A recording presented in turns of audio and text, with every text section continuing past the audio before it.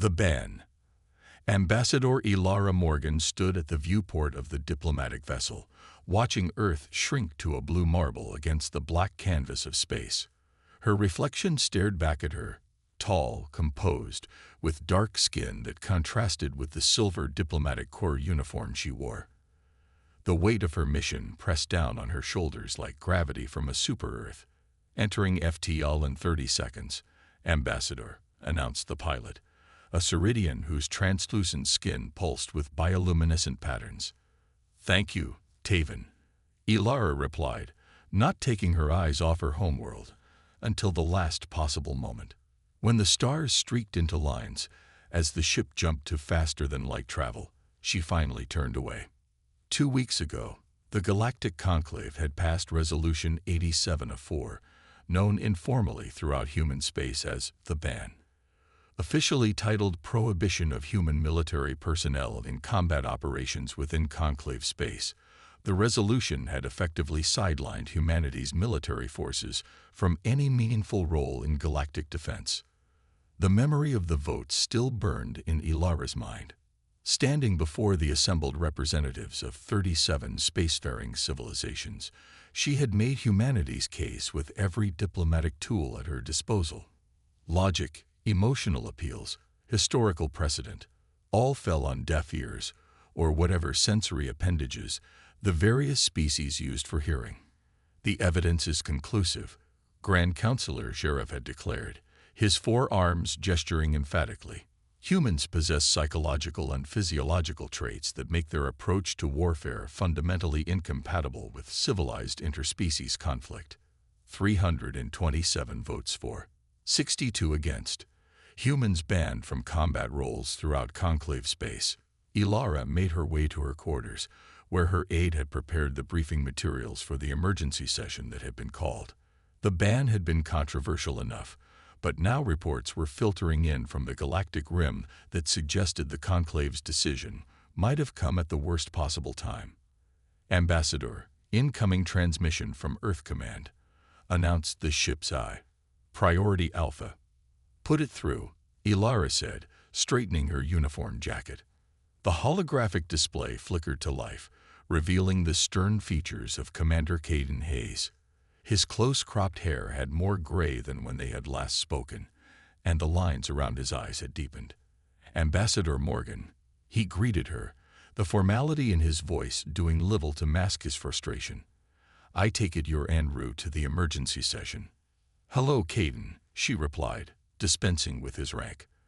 They had known each other too long for such formalities in private. "Yes, we'll arrive at Conclave Station in 18 hours. What's the situation?" "Worse than they're admitting. 3 outposts in the Veil Nebula region have gone dark. The Conclave Defense Force sent a patrol to investigate, and only 1 ship returned, heavily damaged." Elara frowned.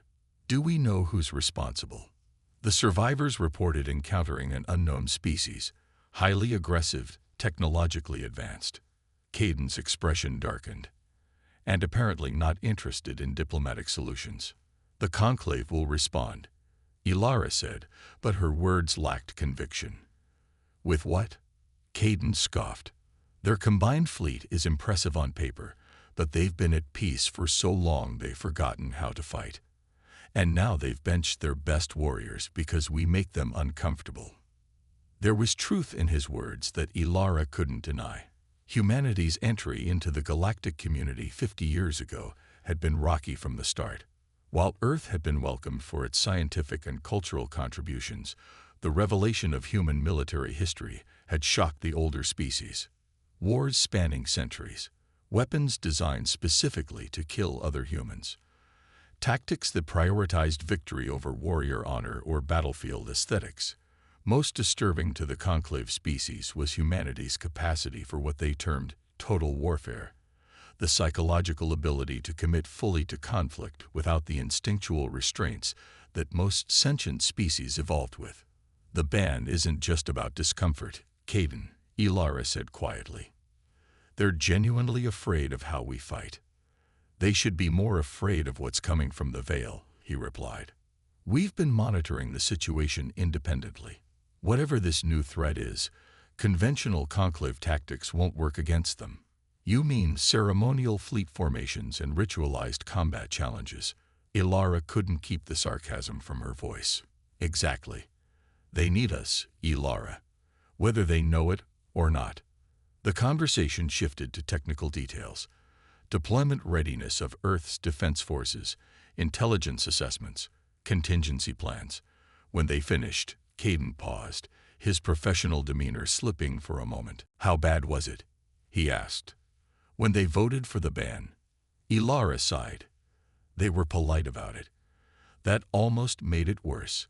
They spoke about our unique psychological profile and concerning historical patterns. Grand Counselor Zherev even praised our many other valuable contributions to the conclave. But underneath it all was fear, pure and simple. Caden's jaw tightened. Do you know what Admiral Chen said when she heard about the ban? They're not afraid of what we've done. They're afraid of what we're capable of. The transmission ended shortly after, leaving Ilara alone with her thoughts. She pulled up the latest reports from the Vale Nebula on her datapad. 3 outposts silent, 1 fleet patrol decimated. Initial analysis suggested a highly coordinated attack strategy, something rare among newly discovered species. And now she had to convince the same conclave that had just banned humans from fighting that they might need those very humans to save them. The conclave station hung in space like an enormous wheel, its spokes connecting to a central hub where the assembly chambers were located. As Ilara's ship docked, she was greeted by her conclave liaison, a tall, willowy Araxian named Valen. Ambassador Morgan, he said, his voice melodic as was common for his species. The emergency session has already begun. I'm to escort you directly to the chamber. No time to freshen up after a 2-week journey. This must be serious, Ilara remarked, falling into step beside him. Indeed, the situation has evolved since the session was called. Something in Velen's tone made Ilara glance sharply at him. Evolved how? More systems have gone silent. 7 now, and a refugee ship arrived from the Canthi system yesterday. The survivors. Velen's normal composure faltered. The descriptions of the attackers are troubling. Before Ilara could press for details, they arrived at the enormous doors of the Grand Assembly Chamber. They swung open silently, revealing a vast circular room filled with representatives from across the galaxy. The chamber was designed to accommodate species of all sizes and environmental needs, with specialized seating areas for aquatic delegates, high-gravity species, and even gaseous life forms in specially designed containment fields. The speaker, a Meridian elder whose crystalline exoskeleton reflected light in dazzling patterns, was mid-address when Ilara entered, confirmed that the Vale Defense Station has also fallen. The pattern of advance suggests a coordinated campaign rather than opportunistic raids. Murmurs rippled through the assembly as Ilara took her seat in the human section. She noted with concern that the atmosphere in the chamber was tense, with none of the normal diplomatic posturing and alliance building that typically preceded major decisions. We have visual data from the Canthi system before communication was lost, continued the speaker. A holographic display appeared in the center of the chamber, showing a planetary defense station under attack. The attacking ships were unlike any Ilara had seen before, asymmetrical, with angles that seemed to shift even as you looked at them. They moved with unnatural precision, their formation changing constantly yet maintaining perfect coordination. We've designated the unknown species as the Void Dominion, based on intercepted communications, the speaker explained. Their technology appears to incorporate principles we haven't encountered before. Ilara watched as the Canthi Defense Forces responded with typical conclave military doctrine. Formal challenge signals, ceremonial approach patterns, precise formation flying. It was like watching an elaborate dance performance. Until the Void Dominion ships opened fire, there was nothing ceremonial about their attack. No warning, no observation of the traditional opening formalities of conclave warfare. They simply identified weaknesses and struck with brutal efficiency. The Canthi ships, caught in their formal approach patterns, were sitting targets, Within minutes, the defense station was in flames, and the planetary shields were failing. Silence fell over the assembly as the recording ended. Ilara could feel dozens of alien gazes turned toward the human section, though whether in accusation or desperate hope, she couldn't tell. Grand Counselor Jareth rose from his seat, his voice grave. The Void Dominion has not responded to any diplomatic overtures. They appear intent on conquest, not contact. The Conclave Defense Force is mobilizing, but reports indicate that our conventional tactics have proven ineffective. Ineffective. The word came from Krull, the Centauri representative, his cranial ridges flushed with the deep purple of agitation. That's a diplomatic way of saying our ships are being slaughtered. The Void Dominion ignores all battle protocols. They don't fight with honor or respect the ancient traditions of combat. Ilara saw her opening and seized it. Grand Counselor, representatives of the Conclave, she began, rising to her feet. In light of this crisis, Earth formally requests a temporary suspension of Resolution 87-4. Allow human military advisors and combat personnel to assist the Conclave Defense Force. The chamber erupted in a cacophony of voices and translated exclamations. Some expressed outrage, others support, but most reflected confusion and fear. Zareth raised all four arms for silence. Ambassador Morgan, while we appreciate Earth's offer of assistance, the resolution was passed with a clear understanding of the risks involved in human approaches to warfare. With respect, Grand Counselor, Ilara pressed, the situation has changed. The Void Dominion clearly doesn't adhere to Conclave combat protocols either. You're facing an enemy that fights without the restraints your military doctrine assumes. Like humans, came a voice from the assembly. Precisely, Ilara acknowledged, turning to address the entire chamber. You banned humans from combat because our approach to warfare disturbs you. Because we fight to win, not to perform ritual combat or demonstrate aesthetic formations. The Void Dominion appears to share that pragmatic approach, but without our restraint or moral framework. She paused, letting her words sink in before continuing. You don't need beautiful fleet maneuvers now. You need survivors. The debate raged for hours. Ilara presented human military analyses of the Void Dominion's tactics, emphasizing the parallels to human warfare doctrine. Focus on victory rather than ceremonial combat, willingness to use deception and surprise, exploitation of enemy weaknesses. Yet in the end, fear prevailed. The resolution stands, Jareth announced, his tone somber. The Conclave appreciates Earth's concerns and offers of assistance. Human scientific, logistical, and medical personnel are welcome to support our efforts. But combat roles must remain restricted as outlined in Resolution 87-4. As the session adjourned, Ilara received a message on her secure channel from Commander Hayes. They made their choice. Now we make ours. Operation Backdoor is live. She deleted the message immediately, her face revealing nothing. Whatever Caden was planning, she knew one thing for certain. Humans had never been good at sitting on the sidelines while others fought their battles. The ban had been intended to protect the galaxy from humanity's approach to warfare. But as reports continued to arrive of Void Dominion advances, Ilara wondered if the galaxy might need protection by those very same humans, whether the Conclave approved or not. The threat emerges. 3 months after the emergency Conclave session, the situation in the galactic rim had deteriorated from concerning to catastrophic. The Void Dominion had advanced through 17 systems, each conquest swifter than the last. The Conclave Defense Force, for all its impressive numbers and technological sophistication, struggled against an enemy that refused to follow the established rules of engagement. Commander Caden Hayes stood before a holographic display in the Secure Operations Center beneath Geneva, watching as another system went dark. Proxima Centauri, humanity's closest stellar neighbor. That's the third system this week, said Admiral Chen, her weathered face grim in the blue light of the display. The Void Dominion is getting closer to Earth, and still the Conclave refuses to budge on the ban. Caden replied, his voice tight with controlled frustration. Ambassador Morgan's latest petition was rejected yesterday. Some nonsense about maintaining the ethical standards of interspecies conflict during times of crisis. Admiral Chen laughed, a short, sharp sound devoid of humor. Ethical standards. As if the Void Dominion gives a damn about their ceremonial approaches and ritualized combat phases. The operations center hummed with activity around them. Despite the ban, Earth's military leadership had not been idle.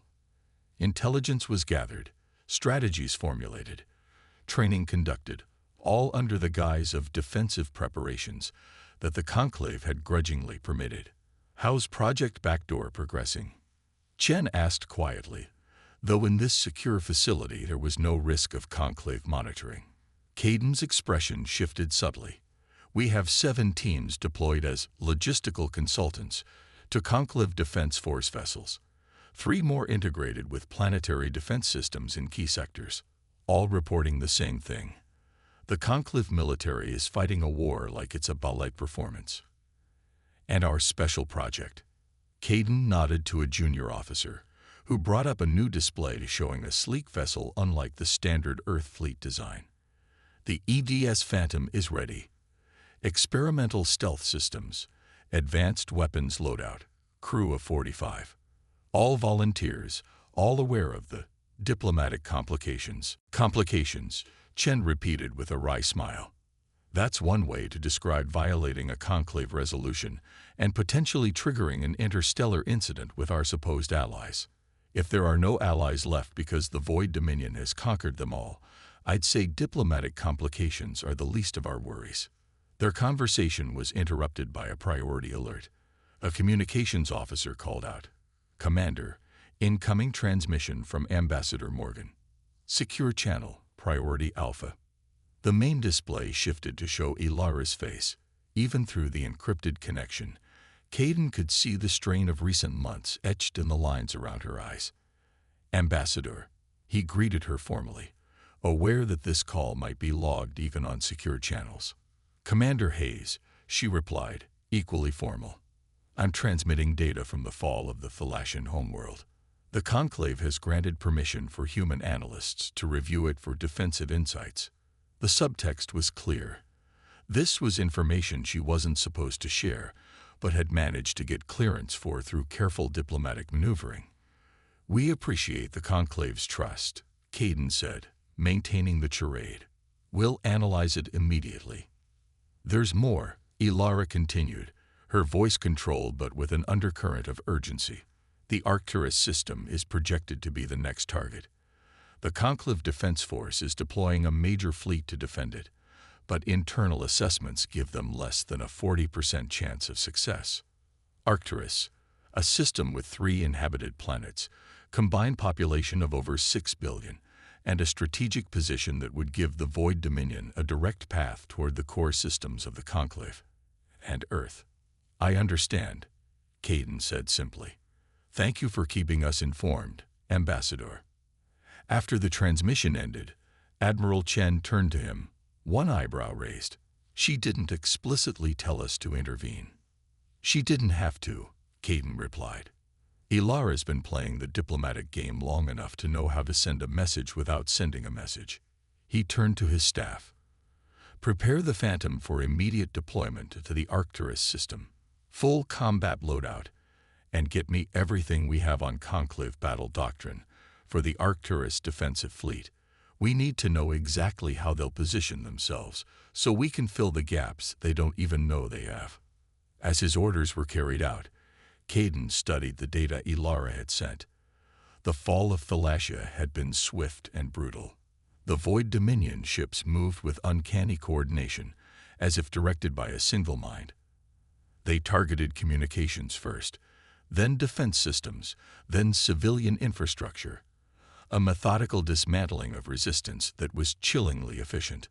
Most disturbing was their response to the Thalassian surrender. In Conclave warfare, surrender was a sacred moment. Once offered and accepted, hostilities ceased immediately, and strict protocols governed the treatment of the defeated. The Void Dominion had acknowledged the surrender signal, ceased fire for approximately 3 minutes, and then resumed their attack with redoubled intensity. They had used the brief ceasefire to reposition their forces for maximum effect when they resumed the slaughter. "They're learning," Caden muttered, "adapting to exploit conclave expectations." "Like humans would," Admiral Chen observed quietly. Caden nodded grimly. "Except we have lines we don't cross. They don't appear to have any." 12 hours later, the EDS Phantom slipped away from Earth's orbital defense perimeter, its experimental stealth systems rendering it all but invisible to standard sensors.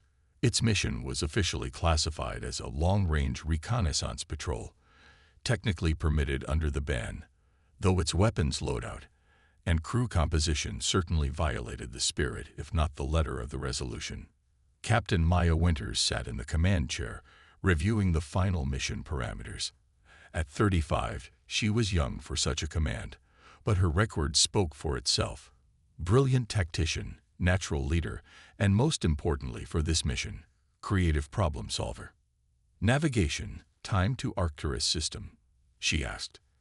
8 hours at maximum FTL, Captain," came the prompt response. "Tactical, status of weapons systems." Lieutenant Commander Riza Dalir, her tactical officer, reported, "All systems nominal, Captain. Kinetic accelerators, plasma batteries, and guided munitions at full capacity. MDR countermeasures online and tested." Winters nodded in satisfaction. The Phantom was the most advanced warship Earth had ever produced, incorporating both human innovation and adapted conclave technology. It represented humanity's approach to warfare, practical, versatile, and designed to win rather than impress. "Communications, maintain emissions control protocol until we reach Arcturus. We're officially not here." "Understood, Captain." Running silent. As the Phantom accelerated to FTL speeds, leaving the Sol system behind, Winters reviewed what they knew about the Void Dominion. The intelligence was frustratingly sparse, no clear understanding of their society, motivation, or even basic biology. All they had were tactical analyses of their combat approach, which suggested a hive mind or at least an extraordinarily centralized command structure. "What makes them fight the way they do?" she wondered aloud. Her XO, Commander David Park, looked up from his station. "Maybe the better question is what makes the Conclave fight the way they do. The Void Dominion might just be practical." "Like us," Winters said thoughtfully. "Exactly. The Conclave species evolved complex ritual behaviors around conflict, all that ceremonial posturing and formation flying. It limited casualties and turned warfare into something closer to sport than survival. Works great when everyone agrees to the rules. But we never evolved those limitations," Winters continued the thought. "Because on Earth, the species that held back died out. And now they're facing an enemy that plays by our rulebook, not theirs," Park concluded. "No wonder they're losing." The journey to Arcturus passed intense preparation. The crew, all volunteers who understood they were technically violating Conclave law, trained for various combat scenarios, studied what little was known of Void Dominion tactics, and prepared contingencies for every foreseeable outcome. They arrived at the edge of the Arcturus system to find battle already joined. The Conclave Defense Force, an impressive array of vessels from a dozen different species, was arrayed in what humans would consider absurdly vulnerable formations. Beautiful, symmetrical patterns that prioritized ceremonial significance over tactical advantage. Against a conventional Conclave opponent, such formations would have been matched with equally ceremonial counters, beginning a complex dance of ritualized combat phases that might last days before a victor was determined. The Void Dominion ships, dark, angular vessels that seemed to absorb rather than reflect light, showed no such restraint. They struck at weak points, ignored ceremonial challenges, and focused overwhelming firepower on key targets. "My God," breathed Lieutenant Dalir at Tactical. "It's not even a battle. It's a slaughter."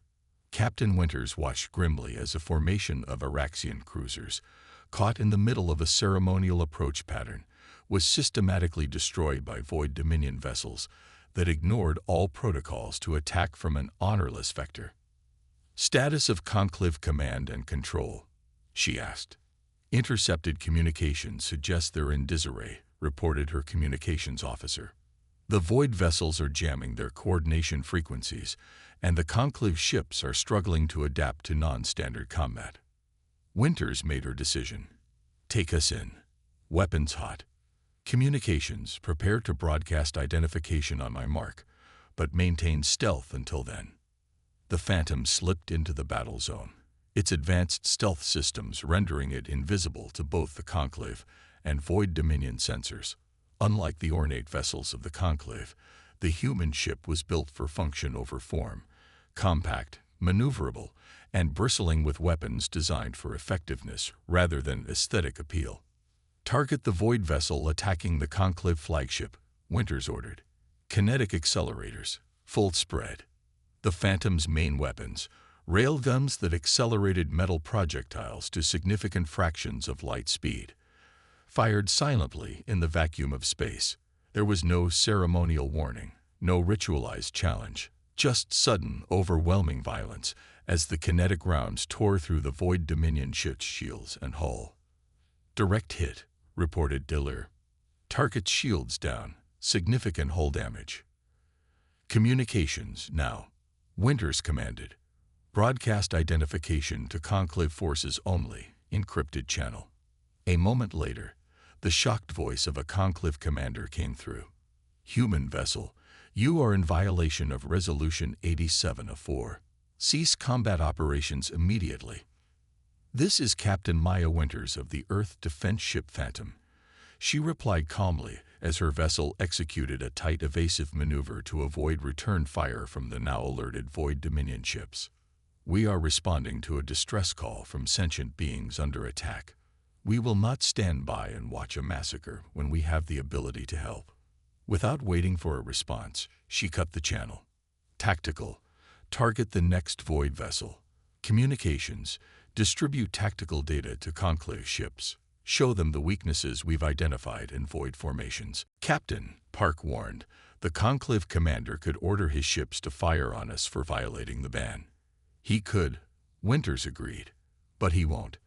They're losing this battle, and they know it. Pride has its limits, even for the Conclave." The Phantom danced through the battle with a fluidity that contrasted sharply with both the rigid formations of the Conclave and the swarming approach of the Void Dominion. Human warfare had evolved over centuries of fighting other humans, adaptive, innovative, and above all, focused on survival rather than ceremony. As the battle progressed, some of the Conclave ships began to break from their traditional formations, tentatively at first, then with growing confidence as they saw the effectiveness of the human approach. The tide began to turn. The Void Dominion, facing unexpected resistance, adjusted their tactics, another sign of their adaptability that worried Winters, but they had clearly never encountered human-style warfare before, and their adjustments came too late. 3 hours later, the remaining Void ships retreated, jumping to FTL with a signature that human sensors recorded for future tracking. The Arcturus system remained in Conclave hands, bloodied but intact. As the Phantom maintained position near the Conclave flagship, Winters received a transmission from its commander, a Meridian admiral whose crystalline features were unreadable to human eyes.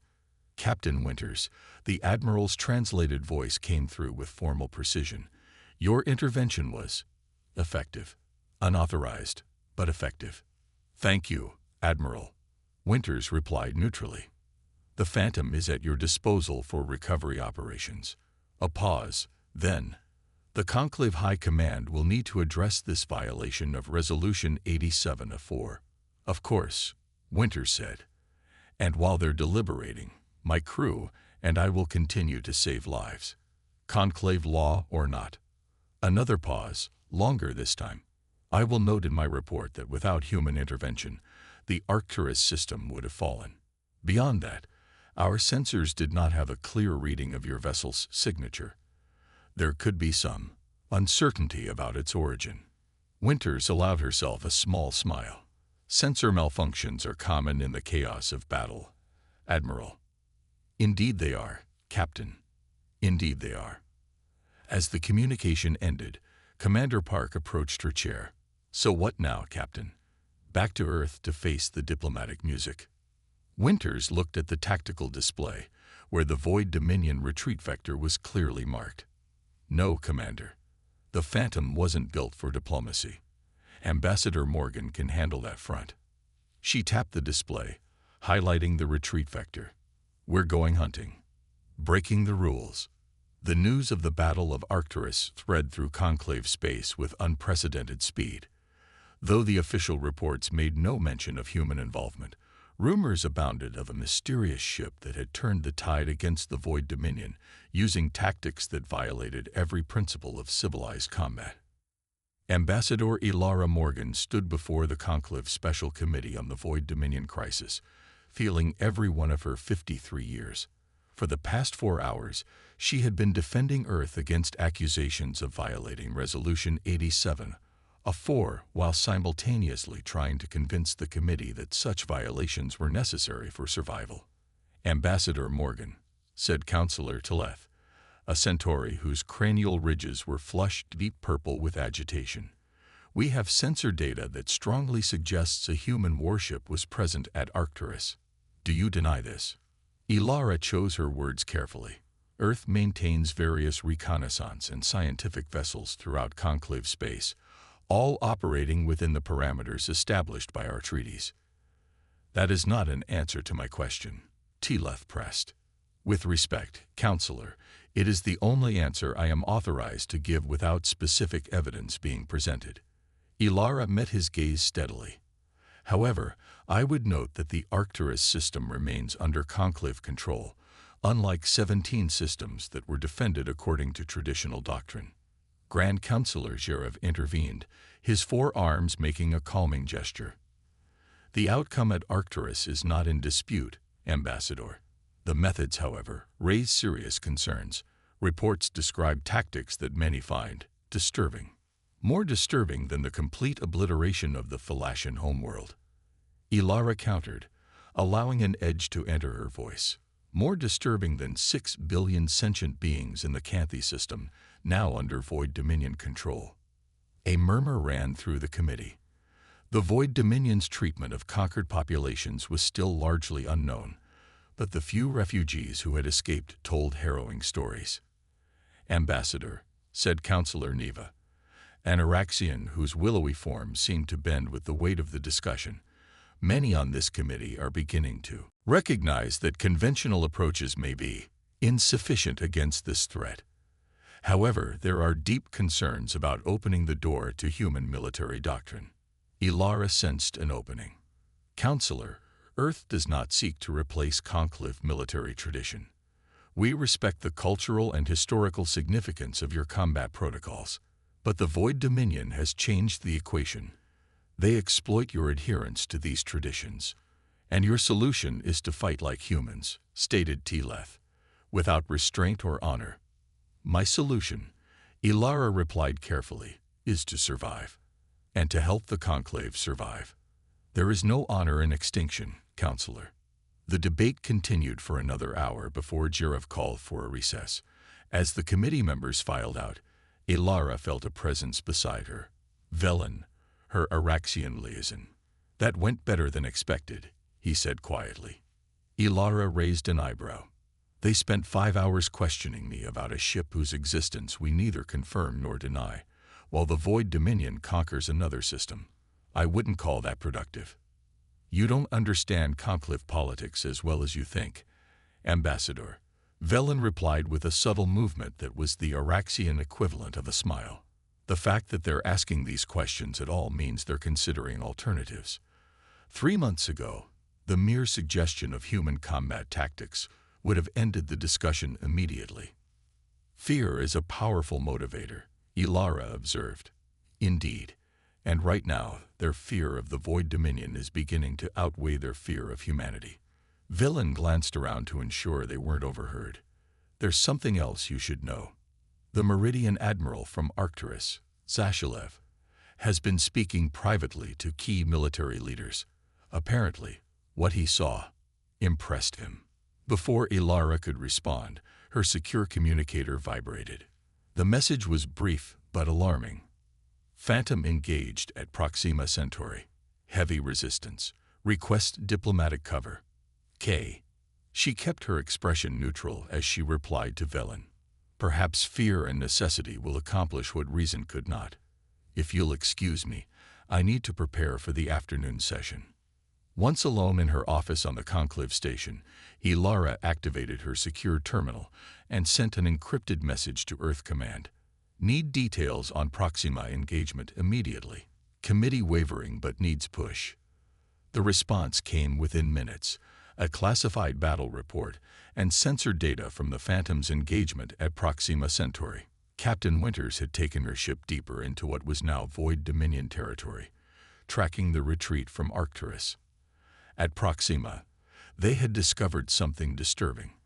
The Void Dominion was converting the system's resources and captured population into more ships and weapons at an alarming rate. The Phantom had engaged a construction facility, destroying it before being detected, but then faced overwhelming opposition.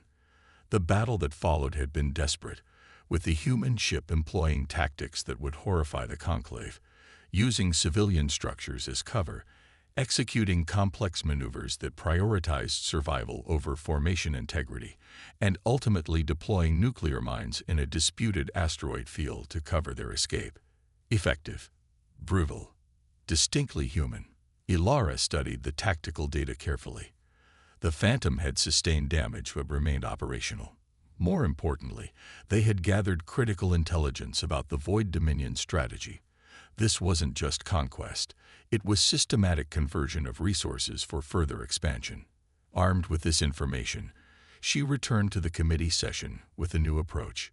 Counselors, she began, while we've been debating protocols and resolutions, the Void Dominion has established a conversion facility in the Proxima Centauri system. They are transforming stolen resources and possibly captive populations into weapons of war. She activated a holographic display showing sanitized versions of the Phantom's sensor data. This intelligence comes from a scientific observation platform that was nearly destroyed gathering it. A half-truth at best, but one she could defend if pressed. Their rate of production suggests they could double their fleet size within 2 standard months, she continued. The defensive line at Arcturus bought us time, but unless the Conclave adopts more adaptive strategies, that time will be wasted. What exactly are you proposing, Ambassador? Asked Sheriff, his voice somber. A compromise, Ilara replied. A temporary modification to Resolution 87. A 4 allowing human military advisors to integrate with Conclave defense forces, not to replace your traditions, but to supplement them when facing an enemy that exploits those very traditions. The chamber fell silent as the committee members considered her words. Finally, Counselor Ney,